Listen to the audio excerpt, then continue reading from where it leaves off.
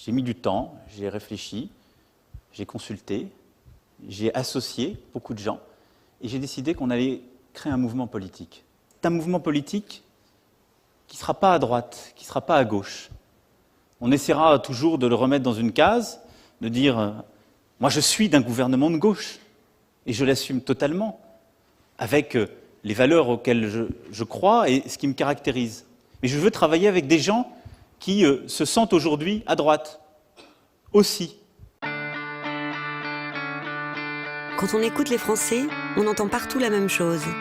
Il faudrait que ça bouge, il faudrait essayer des idées neuves, aller plus loin, oser, en finir avec l'immobilisme. Ça ne date pas d'hier. C'est le mal français.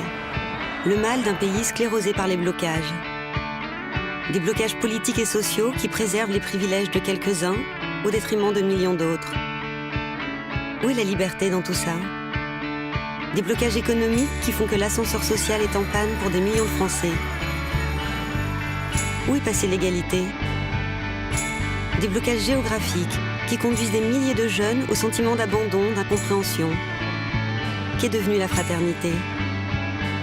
Mais on entend aussi d'autres choses. Que notre pays a les atouts pour réussir. Que les Français ont du potentiel et un talent qui n'attendent que d'être reconnus pour repartir de l'avant. Alors on fait quoi ? On se met en marche. Car on ne fera pas la France de demain sans faire place aux idées neuves, sans audace, sans esprit d'invention. On ne fera pas la France de demain en restant isolé de ce nouveau monde à la fois inquiétant et plein d'opportunités. On ne fera pas la France de demain sans faire place à une génération nouvelle, combative, entreprenante, audacieuse et belle. Oui, il est temps de se mettre en marche.